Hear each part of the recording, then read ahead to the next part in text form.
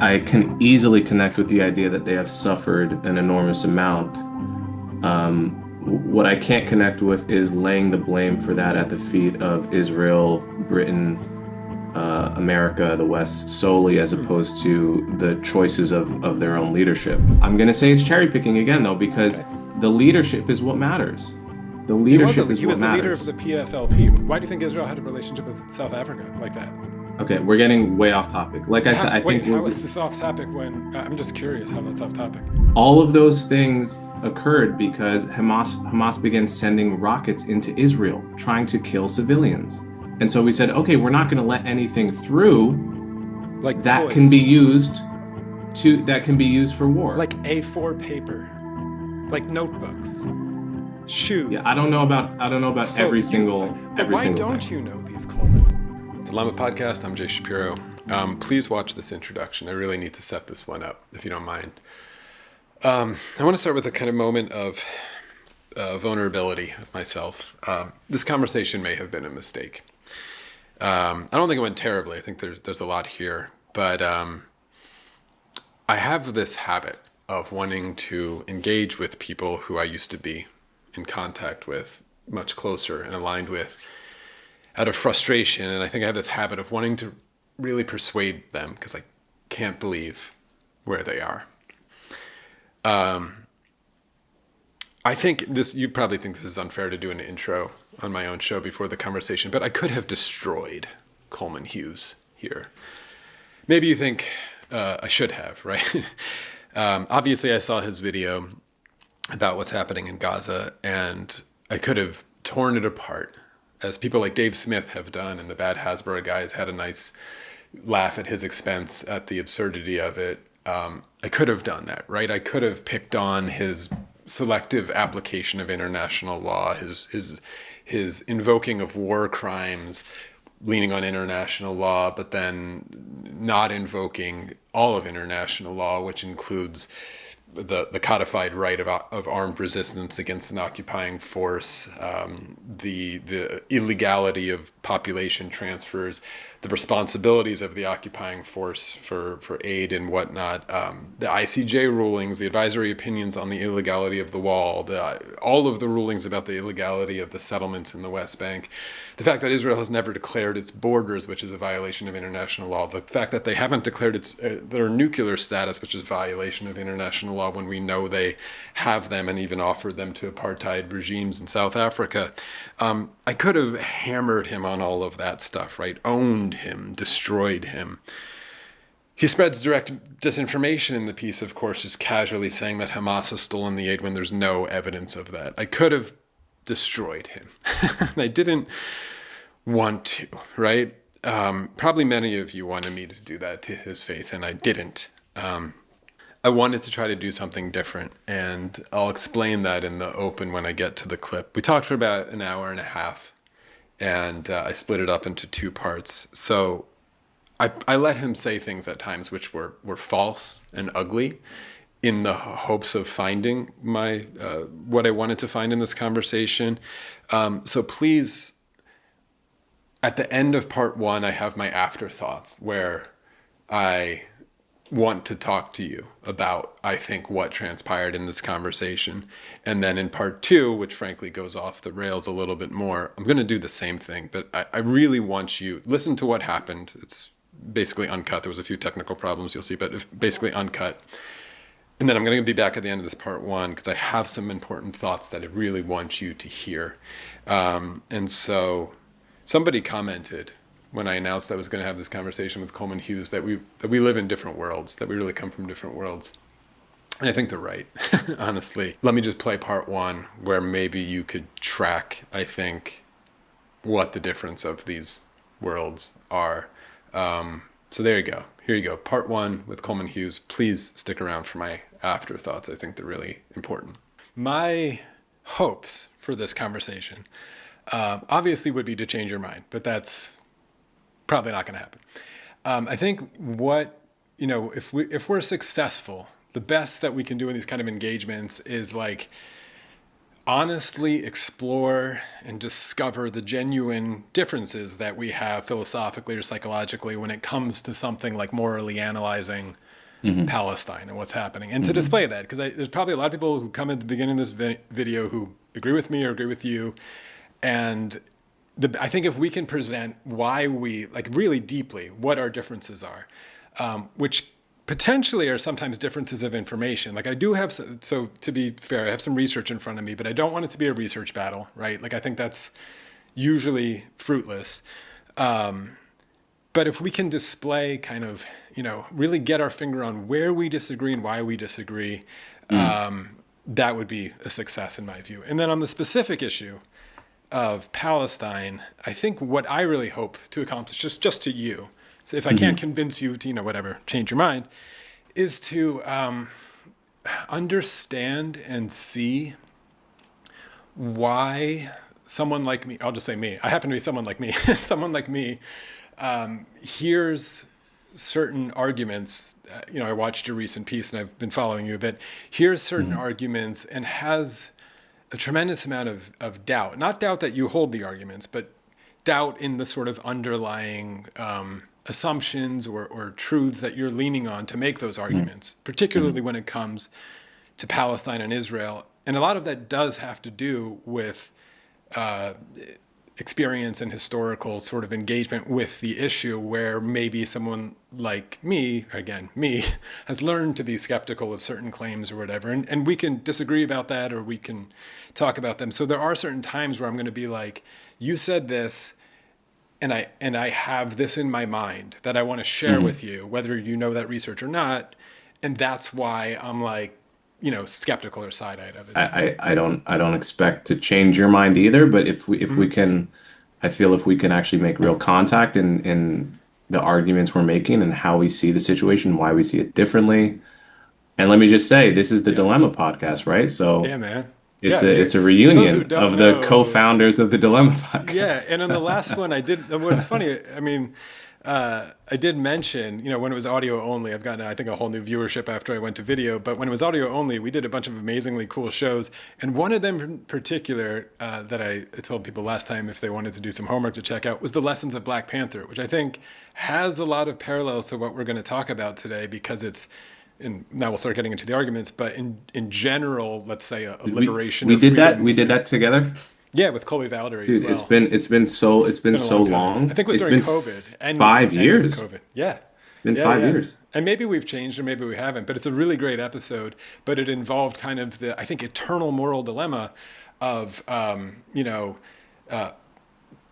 violence, where I'm already going to be careful with words, violence mixed into liberation movements, when we were talking about Martin Luther King versus Malcolm X versus the Black Panther Party versus, we're going to, I think, like, those are the kind of philosophical things that we're probably going to get entwined with. So let me jump into, again, so a little bit of my plan is I have your transcript in front of me, and I picked out some lines. I'm not going to go line by line. I think that's kind of silly, but on that, so you started with, and it's good that I brought in Black Panther, because you started with kind of your opening foray of the good guys as the Israelis and the bad guys as Hamas, and you even admitted this might sound a little cartoonish, and so, but I like cartoons, and I think all moral philosophers do like cartoons. I mean, half the books behind us, the moral philosophy, have cartoons all over them, because we think about these things in sort of toy universes sometimes and try to distill things. But I think in more, instead of cartoonish, more like comic book style, because I think, I picked on this line to start with because the good guy, bad guy framework is attractive. I think I know why you're getting to it from maybe a utilitarian sort of trolley problem ethic, but we could set that aside. But even when we're talking about bad guys, and I'll say villains here now, right? Like cartoons and comic books are full of villains. But villains have origin stories and backstories. And I think even if we decide that Hamas are a bunch of villains, or even the individual biographies of them are villains that need to be eliminated by some metric that you're clinging to, well, villains do have origin stories. And I think it does us no favors to not look at them and not to justify them. I think we're all afraid to look at villain origin stories because we start to sympathize and see how they could get to these maybe places of violence. And Hamas has been, and I think there's a lot of historical reasons for this that we could talk about, has been caricatured in such a way that people are afraid to look at the origin story, even of someone like Sinwar. I mean, you start peeling back the biographies of even the original founders of it, and you find stories where villains are made and seeds are planted. So in that analogy of the lessons of Black Panther, we spent that episode talking about Eric Killmonger, the villain in Black Panther, who wanted to destroy the world, but his origin story in Oakland, California, and seeing racism and systemic racism or whatever, and horrible things, what implanted the seed of maybe a kind of vengeance that he grew into that needed to be eliminated, and that's for that episode. But I bring that up because my entire impetus, and I've talked about this on other essays, for this subject and many more, is when I got my education in the Holocaust and the ultimate villain of Adolf Hitler. I was dissatisfied with a premise that he was a monster. Certainly did monstrous things, but I remember raising my hand in Hebrew class and saying, monsters aren't real, monsters don't exist. He was a man with ideas, potentially really bad ideas, and a psychology that was really bad, in a context that was a tinderbox, etc. And all of that was in the service of never-againism, that I was deeply horrified, of course, by the Holocaust and what could unfold and what humans were capable of doing to each other. And of course, it's not the only Holocaust that's ever happened. And I wanted to prevent them. So my first opening foray is to actually say that I like your framing of good guys and bad guys, but I think it actually doesn't go deep enough where we have bad guys who still are humans. And just as one more, I'll let you respond, but just as one more piece of evidence to this was like the, when, I forget which advisor it was that Trump had when he crossed the line by making that statement on Fox News or whatever, of being like, these Hamas guys wear suits and they don't have horns coming out of their heads, like they're human, and immediately was sort of yanked off of the screen.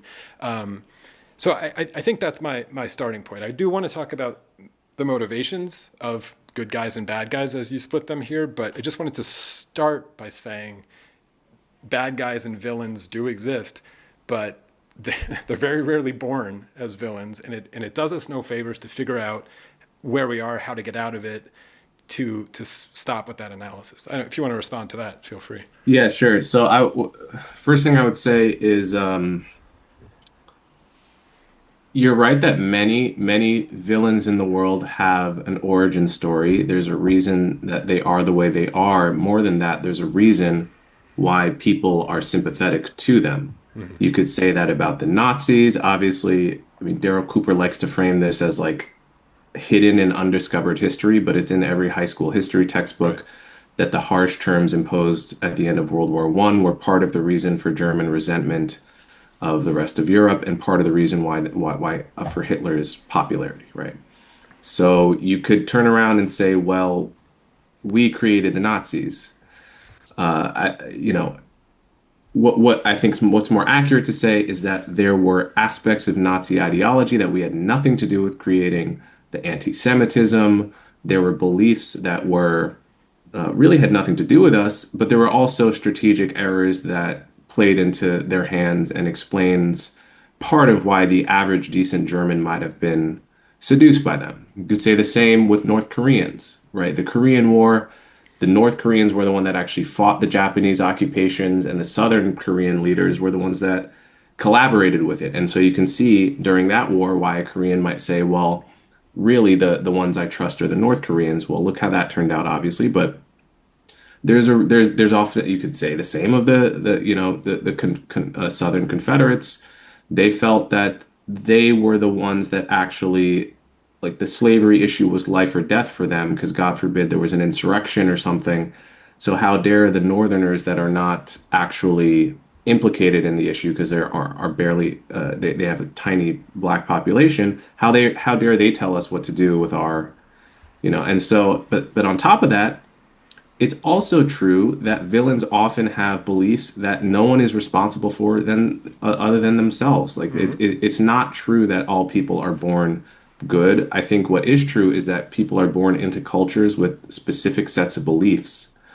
In the case of Islamist beliefs, the West is not responsible for the fact that the Quran and Hadith says what it says about Hmm. Jews and Christians, nor are we responsible for the fact that the ascendant kind of literal reading of Islam that Hamas abides by, which tells them to kill infidels, kill the non-believers, to be very hard on Jews and Christians.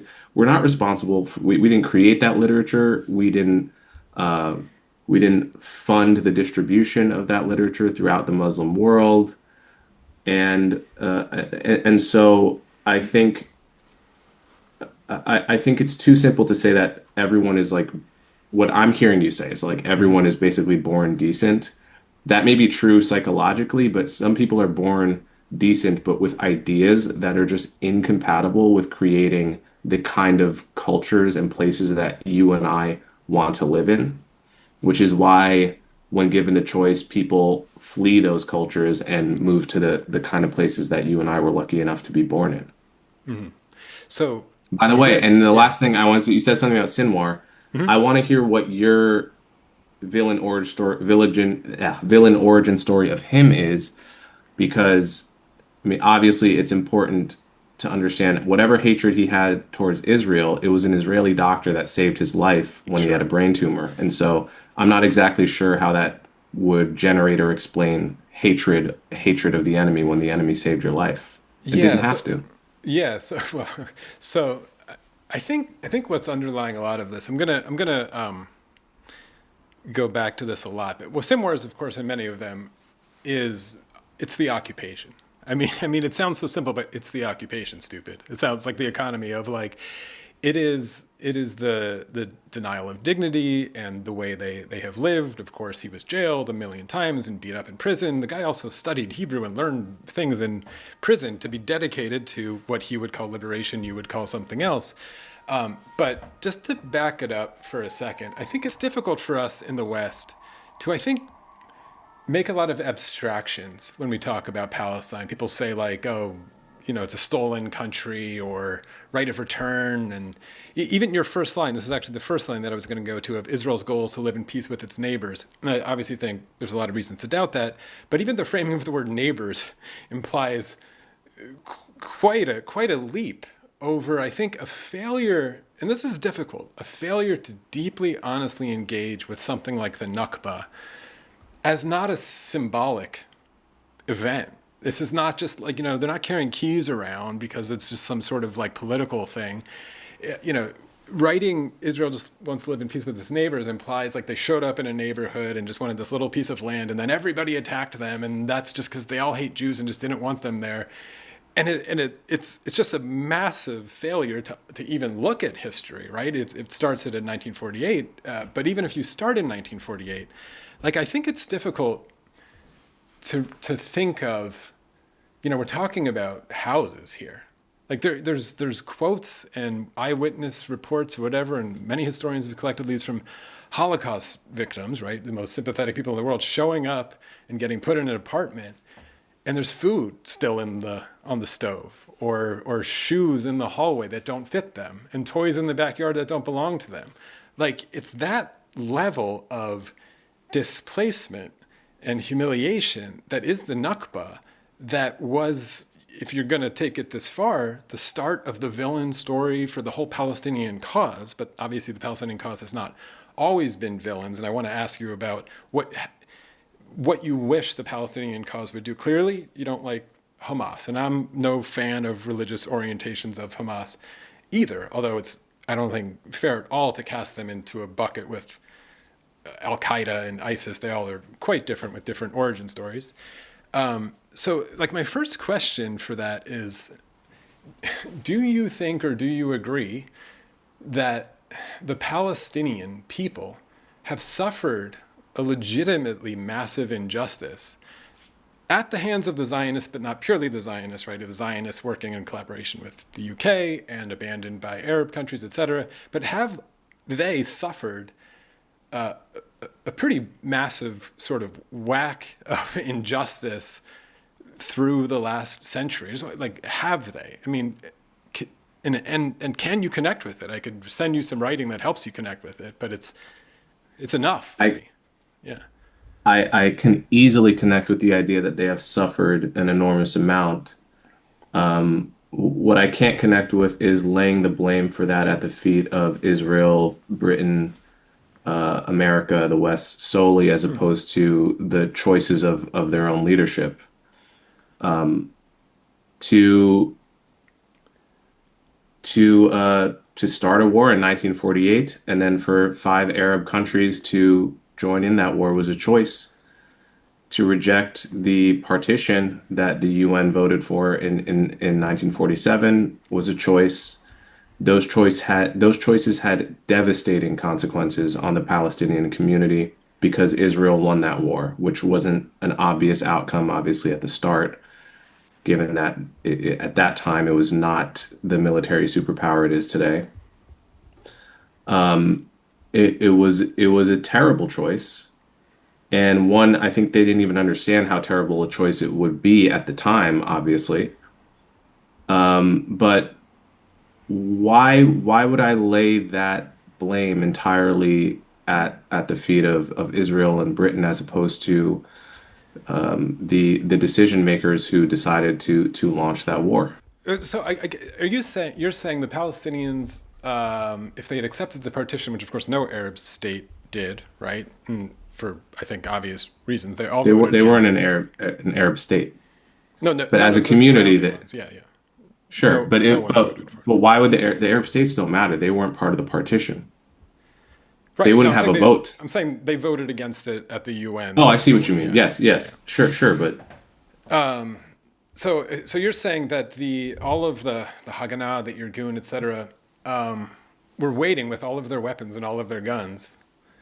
And if the Palestinians had said, you know what, we're going to vote for this partition, and willingly, move out of these places, they weren't going to attack.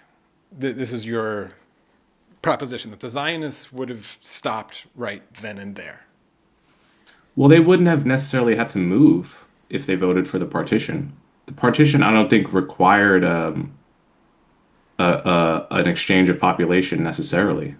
No, not necessarily. I mean, there was already fighting and there Yeah. was already skirmishes there. Yeah. So, all right. So you're saying if they had accepted in 48, In you would have felt 47, differently. and if 47, they had right? accepted in 47, there is no indication to my knowledge, and I would challenge you to find a word of Benny Morris's book that disagrees with this, but you can, maybe he would, and it's outside the scope of his book, of his writing. There's no indication that if the Palestinian community of British Mandate Palestine had reacted to the partition the same way the Jews did, with jubilation, and that there would have, the Jews nevertheless would have attacked the Palestinian community the way the Palestinian community attacked the But Yishuv. why I don't think would there's anything in Benny Morris's book that disagrees with that. Obviously, we don't know. It's very yeah. possible a civil war would still have happened. To be clear, I think it's definitely possible a civil war would have broke out some way or another. None of us know. But the actual facts of our history is that the first attacks after the partition was agreed to was Palestinians on Jews. That's how the war started. Then five Arab armies invade Israel. Israel doesn't invade them. Those are the facts in our timeline. And so to lay the consequences of that on the side that was attacked rather than the side that did the attacking seems to me like something I would never do in any other war.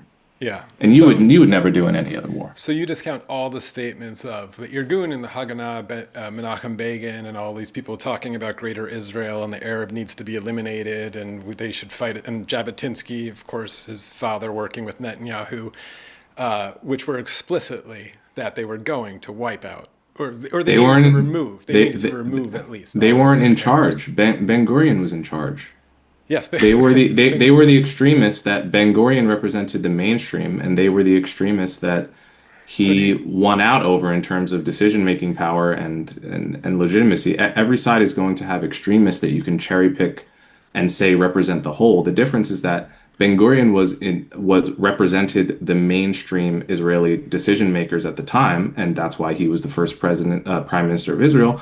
And whereas on the other side, Al Husseini, I mean, Al Husseini was the mainstream and Palestinian leader at the time, And, I wouldn't have to cherry pick things he said to understand that his main goal was to drive the Jews into the sea.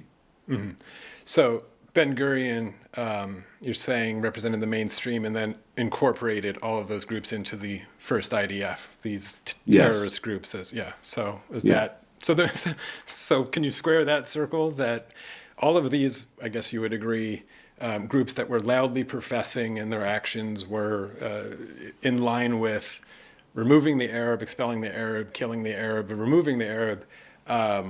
Who had these militant groups, Ben Gurion incorporating them into the IDF the next day somehow means Ben Gurion is not in agreement with them or had some different vision for Israel. Well, it's he wasn't in agreement with them. That's a mainstream historical fact. They were at loggerheads and they submitted to him and he incorporated them under the banner of the command of the Haganah, which became the IDF. Yeah. So But yeah, they were not in agreement. They were political opponents. That's and Ben Gurion had more legitimacy, more popularity.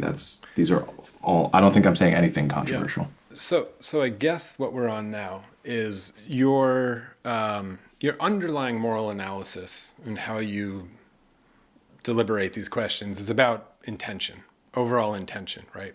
Yes. And so you're already, I think discerning intention of an individual is difficult, of a group is difficult, of a nation over Hmm. time is even more difficult. So I keep wanting to pick your brain about how you are deciphering these intentions, right? So, Yeah.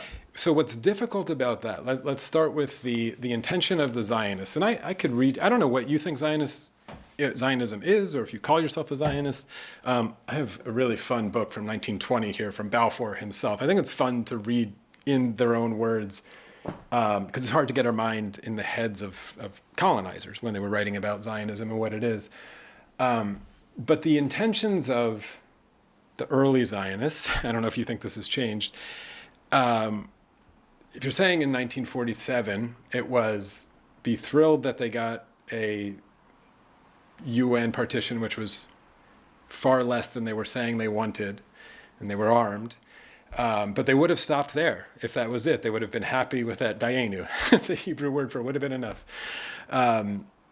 If you're saying that that's the intention, and it's some stated intention, and you can find these things in history, how do you factor in? I guess I'm going to be asking a lot of how do you factor in historical action and how it might clash with somehow stated intention? Because the Palestinians in the Nakba fleeing and expelled and massacred, and various numbers of all three, including these, stories of homes, literal homes being taken and then allocated in a very interesting pecking order that had the Ashkenazi at the top. And I think some of those stories about who got the best houses and the best furniture. That yesterday was Palestinian and today is yours. And then enacted these laws, these absentee laws within a year to just confiscate the house and take over the house.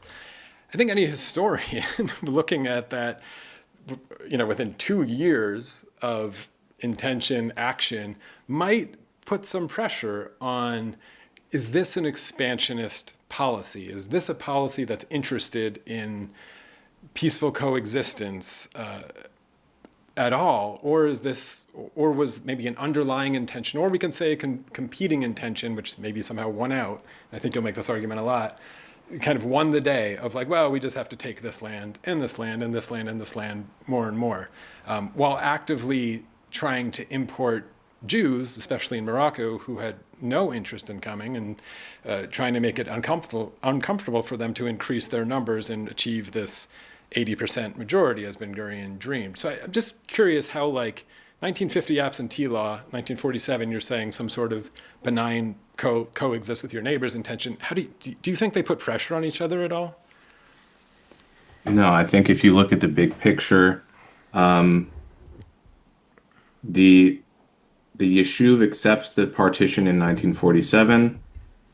Certainly, some of them hope that they can get the whole of the land, but they accept what they're given. The Palestinian community rejects it because they want the whole land. right there, that's a big picture difference in the average intention of the community. One side starts a war, every other surrounding country, and by the way, several Arab countries increased the size of their countries as a result of the 1948 war, right? They took Mm-hmm. land from what would have been the Palestinian state for 20 years. They Mm-hmm. expanded. And they expanded in a war that they launched offensively. Israel expanded in a war that it didn't launch, Mm-hmm. right? So it's not uncommon for a country to hold territory in a defensive war, but if it wanted that territory, at least colorably, like you would expect them to launch offensive wars, right? If that's really the core intention of the project. Mm-hmm. The reason Israel holds the West Bank is because Jordan invaded Israel, not because Israel invaded Jordan. If Jordan, they told the king of Jordan, do not join this war between us and Israel. We have no designs on the West Bank. Stay out of it. And the king of Jordan made the decision, which was a difficult decision for him. And you read his memoir, he really weighed it, and he was under enormous pressure to be an ally to the Arabs, and but ultimately he made the decision to invade. Absent that, They Israel didn't doesn't hold the invade in West Bank. 1967. You know, Israel struck first, right? Egypt, I'm talking about Jordan. No, Israel struck Egypt first. right, Jordan right. struck Israel. Well, of Jordan course, struck yes, Israel. yes. But this has been Well, admitted not to not be. not of course, not of course. Why You is that think an of course? because there it was a coalition of this issue, right? And that was about Yeah, but closing the port they in Eilat. Yeah.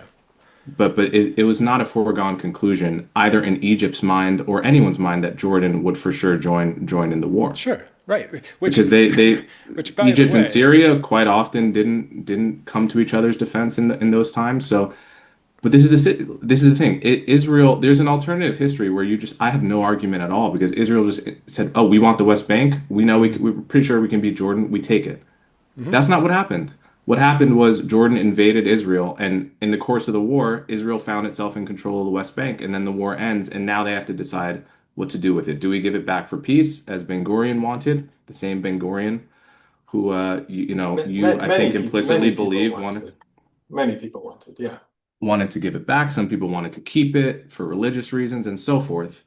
But I mean, to me, the asymmetry here is just huge, because Israel offers to give land back so many times in its history. It says Why do you we think that we, we is? have this not Yeah. because they care about peace more than they care about Okay. expansionism. And Okay. I'll tell you why. I'll tell you Yeah. why. After all the wars with Egypt, they get control of the Sinai Peninsula. Sinai, not Hmm. a biblically unimportant place for Jews, right? Hmm. And they say, no, we'll give it all back if we have a peace treaty with Egypt. And bam, the second an Egyptian leader comes and says, I really want peace, I mean it for real.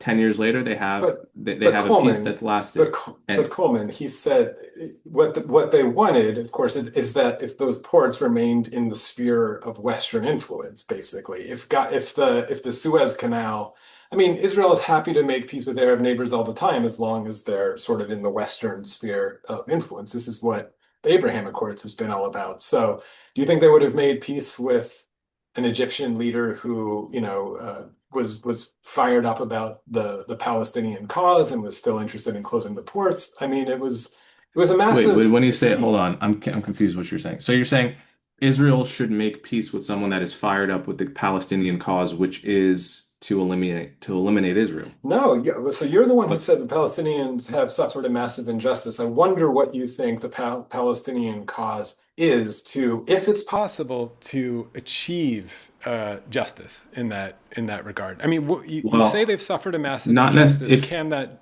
justice be achieved? And then I'm going to ask you, in what manner do you wish they were seeking to achieve it over time? That's a great question.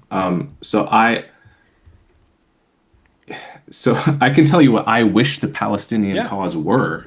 Okay. I wish the Palestinian cause were a two-state solution, roughly along the 2000 plan, where you have land swaps. So the places just outside Jerusalem, those settlements go to Israel, and Palestinians get an equal amount of land, and then the rest of the settlements in the West Bank get evacuated, as Israel did in Gaza, 2005.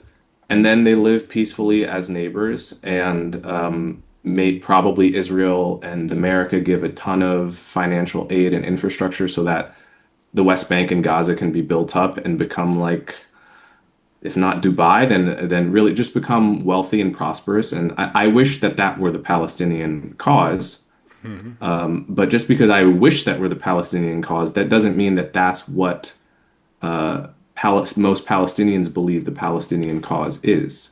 Because the slogan is "From the river to the sea." From the river to the sea Yes. represents a totally different goal, which is that all of what was British Mandate Hmm. Palestine be one state under the control of Palestinian leadership, in which case the Jews would be slaughtered or expelled and or made refugees or maybe whatever Hamas intends for them. Hmm. So that's a goal that I think I don't think that's an ethical solution to the problem, and I can't support it. And I don't think Israel can, as a democracy, at minimum, an Israeli leader with a fiduciary responsibility to his voters cannot make a deal with a party who has that goal. So what about all the people who had very similar goals, or let's say even a better goal, a one state with equality for everyone? What do you think happened to those Palestinian leaders, those voices through history? What do you think happened to them, Um, they and they why? never even had enough legitimacy to be contenders Do you know who compared to got? Arafat, compared to Al Husseini, Arafat, Do you know who people got like Ghassan Sinwar and Khan? so forth. Do you know who Ghassan Kanafani is? Tell me. Famous Palestinian writer and poet. So, I mean, this is where it's going to go into some of the reasons, again, why I hear what you're saying. It sounds very rational, but there's so many reasons. Let me start with this one. Like, I don't think you're malicious. I think you're trying to find ethical truth in here. But I think there is this, I call it a tribal essentialism. And it's this inability to assign kind of nefarious or irrational or immoral intentions, objectives, intentions to members of your own tribe. And in your case, this tribe is maybe just West, or you called it a democracy. I would argue, obviously, Israel's not a democracy, but I don't think America became a democracy until maybe Jim Crow ended. So that's an obvious one. But it's this inability to even entertain the idea that Zionists or Israelis or even America or whatever, is not genuinely interested in the liberation of the Palestinians or the Iranians or Saudi Arabians or for many other reasons that might be nefarious or might just be an economic system which they exploit, and that's sort of a capitalist question. But it's difficult because I could tell you 20 names right now of Palestinians, including maybe Marwan Barghouti, who made the news a little bit this week, who advocated for a very similar two-state solution at a time, of course, when the Israeli leadership, maybe there was more support for it at the time in Israel, but Netanyahu's entire mode operandus since he was born was to deny this. So I'm not sure how you think there was a partner for that one. But 20 names throughout history who went to great lengths to speak about how their enemy was not even the Jew, not at all. Like, these aren't Islamists, these weren't jihadists, they weren't quoting the Quran, leftists, Marxists, etc., who went to great lengths in these interviews to talk about justice. And of course, they were wounded very much emotionally by the Nakba, and then killed by Israel for many different reasons. Ghassan Kanafani was killed in the Wrath of God. I don't know who the religious party is here, but that was named by Golda Meir, the Wrath of God campaign after Munich, which his group had no connection to directly or ever proved, and a few other things. It was in this period in the 70s, the Revolutionary Action period, and I could talk about all the mistakes I think the Palestinians made here to try to achieve justice. But I think you have to really understand the context that they were in. Ghassan Kanafani, George Habash, there's many, many names. Habash was just tried to be arrested and then he was exiled. Kind of funny. Also, you should listen to, wrote one of the most beautiful pieces ever called Letter from Gaza. I'll link to it in the description, but you should watch it after this. Amazing writer, 20 minutes.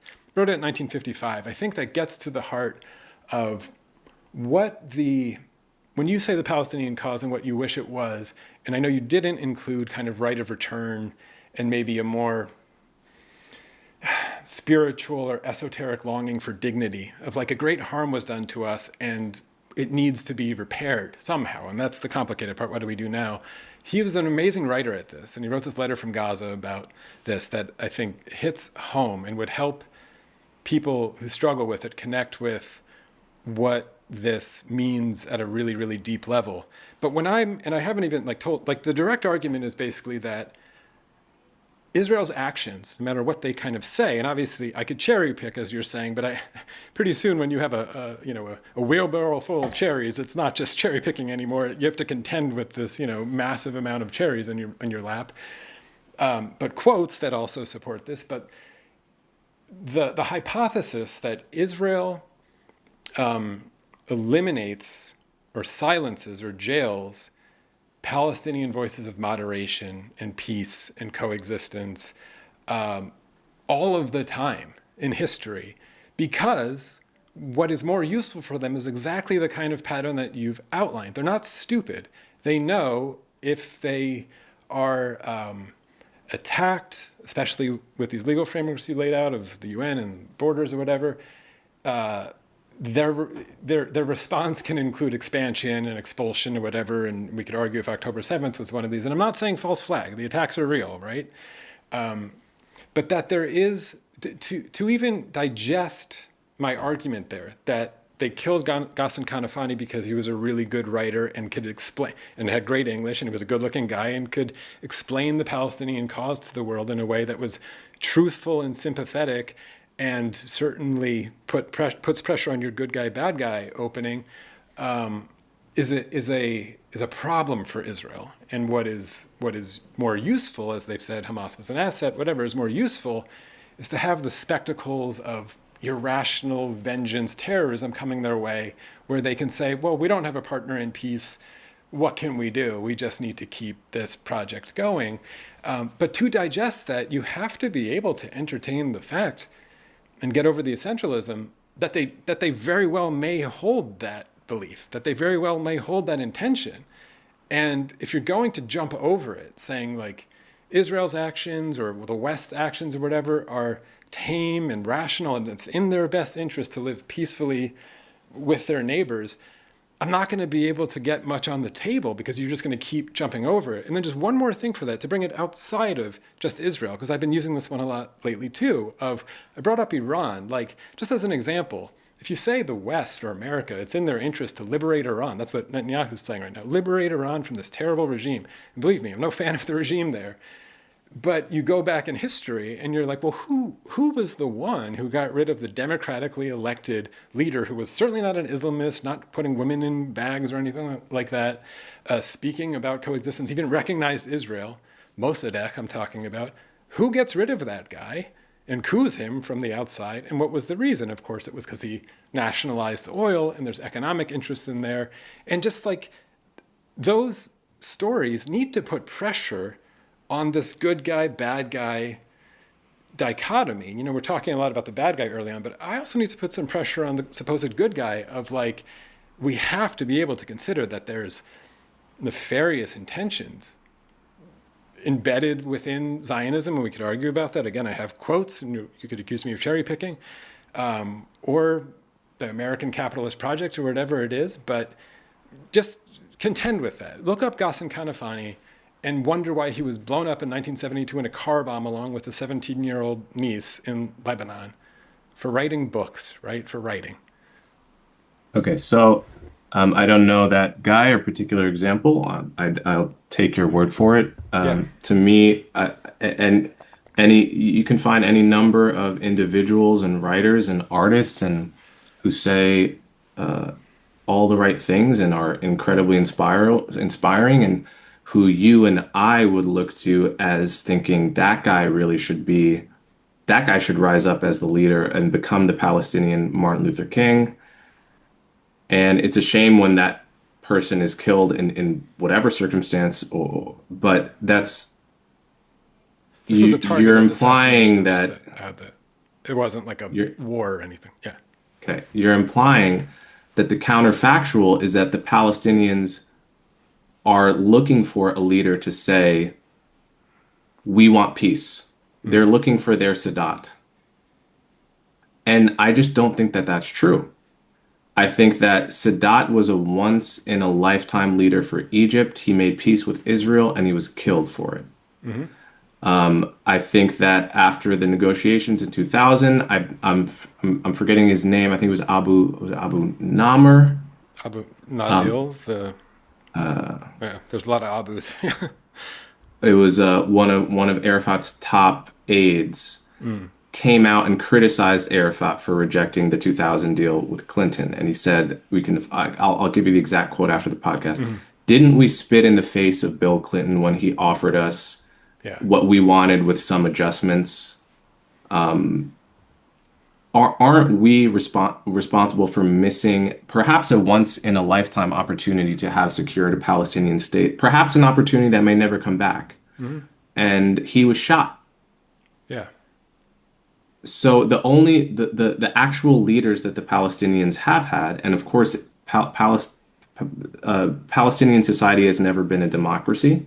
So it is hard to say what percentage of the Palestinian population agrees with the points of view of its leaders, obviously.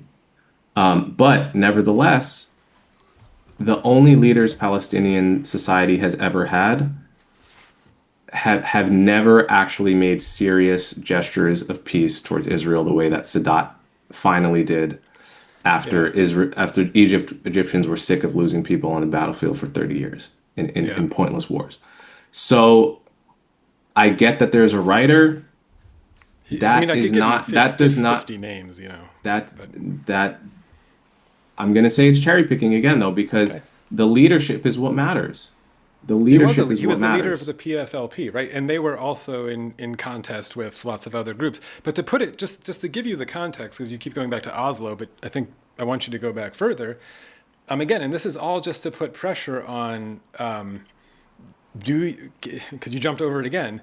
Can you contend with the fact that Zionism benefits not from having moderate leaders? You asked the Palestinian MLK. Tomorrow, I'm interviewing Mubarak Awad. I don't know if you've heard of him either. They called him the Palestinian Gandhi. Christian, believed in coexistence, went around, and nonviolent resistance, was going around preaching it. What do you think happened to him? What do you think happened to him? What kind of threat is this man in the West Bank? Sorry, what you're jumping between arguments here. The same argument. I'm just giving you another name, Mubarak Awad, Palestinian, because you brought up the Palestinian MLK. I'm giving you him. His name is Mubarak Awad. He was more like the Palestinian Gandhi, because MLK, near the end, also started to maybe whisper about violence, and then he was gone. But this is the Palestinian Gandhi, super captivated by nonviolent resistance. I'm interviewing him tomorrow. He was working in the West Bank in the 80s. I could send you a whole documentary about him.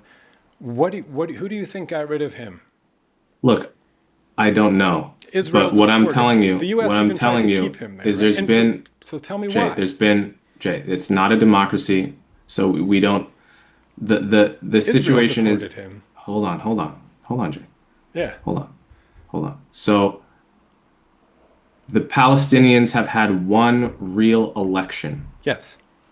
Okay. It was overseen by Jimmy Carter. It was validated internationally as having been free and fair. Who did they elect? Hamas. Hamas, absolutely. Okay. Yeah.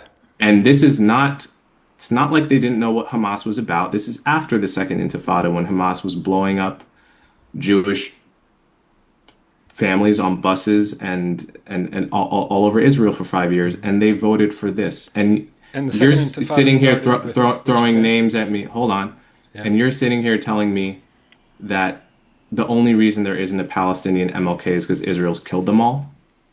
Killed and deported. I don't believe it. So you don't Killed believe or it, right? deported. Right. Killed or deported. So, but even if you think they would have And risen to power, and I agree. furthermore, Israel, as you know, unlike America, where all of our politicians pretend to have bone spurs when they need to fight in wars. Israel, by and large, with few exceptions, Hmm. the members of Knesset, all of them, their sons are going to fight these wars, and Yes. several of them have died in this war. Yeah. So the decision makers in Israel, including in the war cabinet, they all have legitimate skin in the game. The idea that they would prefer to fight forever wars to me it's beyond it's beyond reality because See. I don't think they want to keep fighting wars forever. See, I mean, just notice how you're. I don't know. I Look guess at this. Also there's no here, evidence. Jay. But Why, yeah. can I ask you why? Hmm. Ehud Olmert ran on a platform in 2006 of giving back the West Bank Yeah. convergence plan. So Okay, of there's a extending Ariel Sharon's. If if Israel really at their core, it's territorial ambitions, it's expansion, which they could do easily because they're powerful. They're far more powerful. Mhm. Why does Israeli Okay. society elect Olmert on that platform? It doesn't make any sense. Well, no, yes, no, it's a divided society. This is true, but maybe I don't know if you think the fringe has more, or what you would call the fringe has more power than you're giving them. I'm not trying to sort of Well, Olmert won the election, so clearly he had more power. The people right. who supported that plan had more power than those. There's always going to be people in a democratic society who disagree, including in America. I mean, we have all Yeah. kinds of stuff. And obviously the religious element in Israel for demographic reasons has been growing. Hmm. But nevertheless, if you're going to argue that Israel's main motive, I'm it's not saying main because motive. Yeah. motives are always mixed. Okay, Yes. motives are always mixed. So But there's yeah. still a difference between there's still a big difference between a package of mixed motives here and a package of mixed motives here. Just because they're Yeah. both mixed doesn't mean they're equally mixed. Right. Doesn't mean that one doesn't take priority. So what I'm arguing is that in Israel, the main motive has been to live in peace with its neighbors for Yeah. 75 years. And further on down the list, you will find these religious and territorial expansion motives. That's why you can cherry pick. But when you're talking about when the major decisions that are made, when all the cards are on the table, what Israelis want is to stop sending themselves and their children to die in these wars. They want to live. They want to just, work at the restaurant and whatever, do Shabbat dinners for the most part. And the problem is that the mainstream element in Palestinian society has held on to the desire at the top of the list to have from the river to the sea.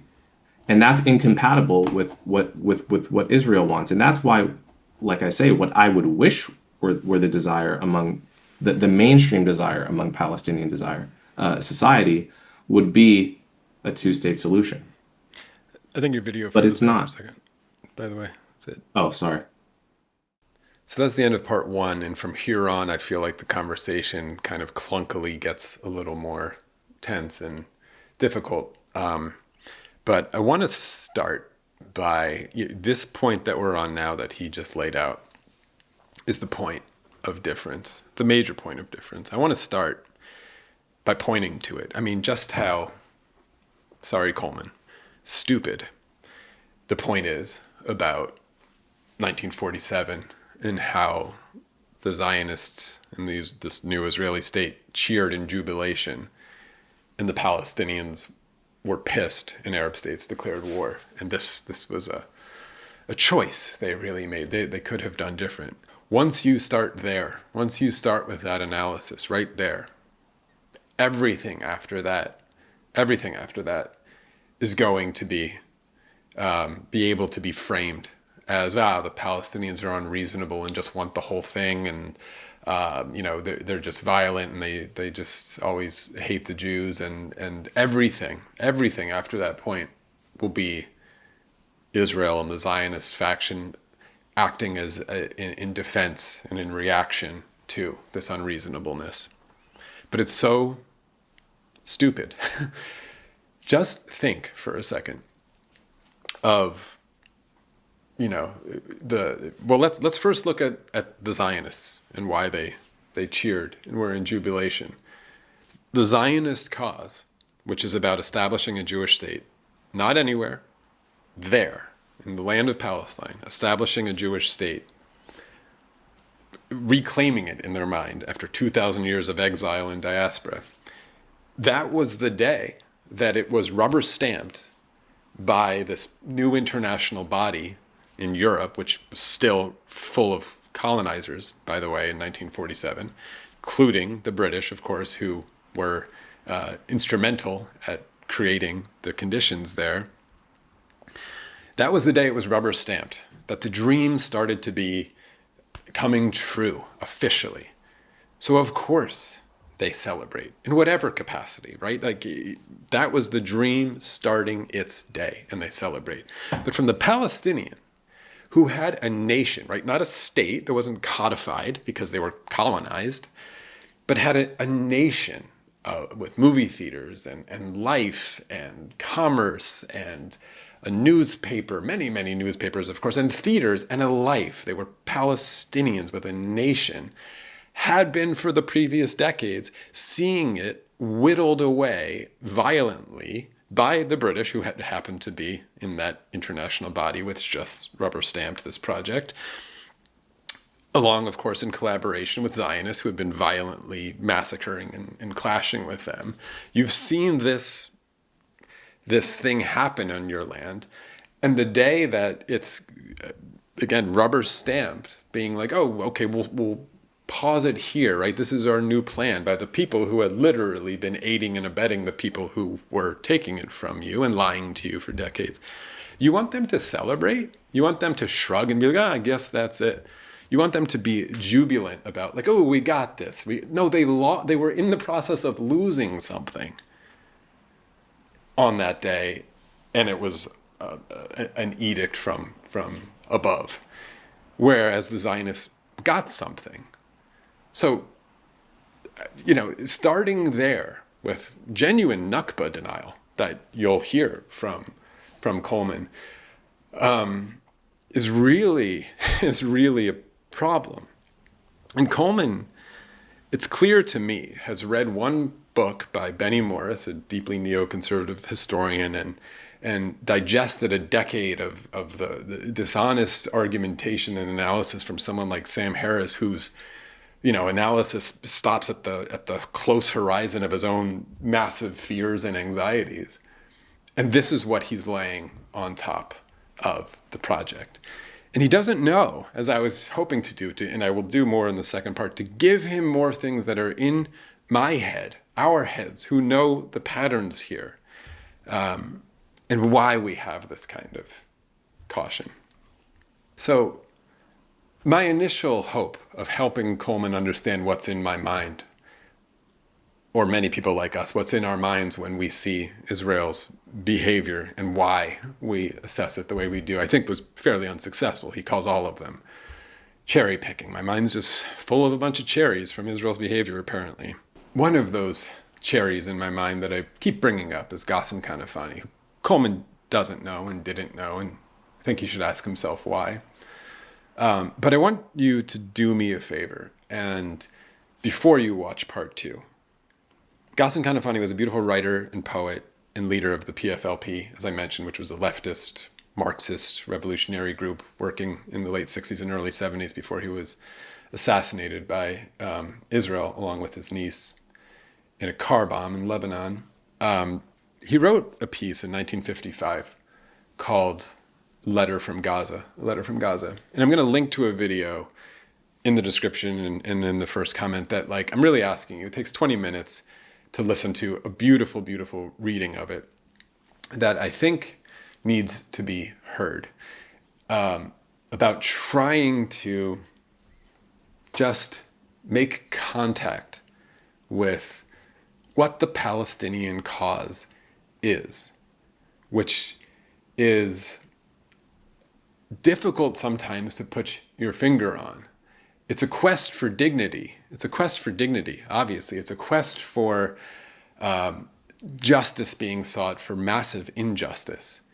And this piece by Kanafani, I think, really points to it in such a profoundly important way, which doesn't speak directly about maybe the things Coleman wants to talk about, like two-state solution, one-state solution, who gets what, where, reparations. Trying to figure out the politics of justice is incredibly difficult. And of course, where we get into all kinds of factions and arguments and things can fall apart. But that's not the Palestinian cause. The Palestinian cause is something deeper, something more spiritual, as it were, about home and land that's really needs to be made contact with. And I think it's something that a personality, a orientation like Coleman, I hope hasn't lost the ability to fully do, but it's possible they have.